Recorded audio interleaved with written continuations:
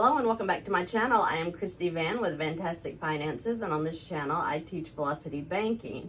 Today we are working with a retired Navy veteran, and he wants to get rid of 5 credit cards that he has. So we went over a scenario to get him out of those quickly without getting another job or doing anything but just changing where he puts his money. His income currently is $44.64. He has $28.86 in expenses and a cash flow of $15.79. His mortgage currently stands at $28,971 with a $1,240 payment. He has the 5 credit cards. All of them are under $4,700. So it's not a big deal to get him out of these, but he was wondering where he should start and how quickly he would be out once he does start. So since his USAA card holds the highest balance, we wanted to start with that. So when you're dealing with credit cards and you're paying them off, you always have to keep out the cash payments for your mortgage payments and your other credit card payments. So he will keep out the home loan, Chase 1 and 2, NFCU, and Discover so that he can pay them directly out of his bank. But every bit of his income besides that will go into the USAA credit card. So the total amount going into USAA is $28.64, and the total expenses that'll be paid out of USAA is $12.86. So that's his food, gas, water, electric, all that. You'll notice that the $150 payment on USAA is not being deducted because once he starts making his income deposits into this USAA, that $150 payment will be satisfied, so that now becomes cash flow. Meaning that he will now keep the home loan and the credit card payments in the bank at $1,600 a month while the remainder goes into the USAA credit card. So you'll start with the balance of the $47.48, the USAA card, and the income goes in month 1, bringing the balance down to $18.84. That immediately cuts the interest charge because he doesn't have that high of a balance. The interest on the $47.48, according to what I have figured, because I figured it at a 25% interest rate, would be $99. We'll add that and his expenses back in. It'll bring his balance back up to $32.6891. Month 2, he'll do the same thing. Income in, expenses out, the interest is down because that balance is going down, so he's at $68. His balance will be back up to $17.59, and for some reason I just realized I added the interest in here again, so I don't know what I was thinking, but I have added $36.64 in interest again, so that'll just be considered room for error, I guess. Then in month 3, we would take income of $1795.65, put it on this card to zero it out.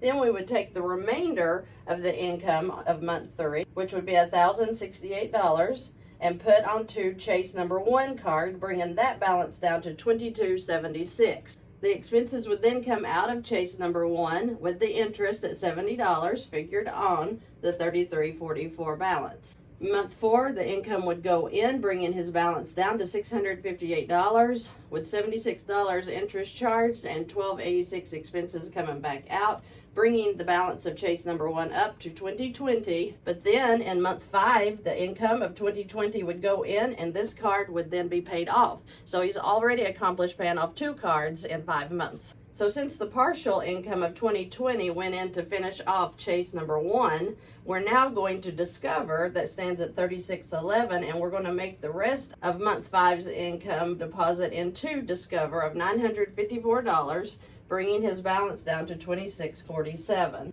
Month 5's expenses would come out. The interest would come out of $75 on the $36.11. Remember, that's at 25%. His balance being up to $4,018. Then his income for month 6 would go in at $3,084. The income is higher, notice, as it goes in, because right here where we were keeping out the credit card payments, we no longer have to keep out the Discover payment, and Chase 1 is gone. So we have added that into the income that goes into the credit card now. After the income transfer into the Discover card at month 6, the balance would be down to $934.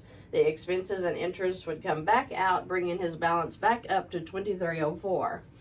The expenses and interest will come out in month 7, bringing his balance to $3640, and then income in month 7 will go in at $3,084, bringing his balance down to $556. The expenses would then come out in month 8 and the interest, bringing his balance back up to $19.18. Then in month 8 would take the income, a partial amount of $19.18, pay off the Discover card, then transfer the remaining income amount for month 8 into the Chase number 2 that stands at $24.02. So the income transfer would be $1,246, bringing that balance down to $1,156. You would continue that for 2 more months to pay off Chase number 2.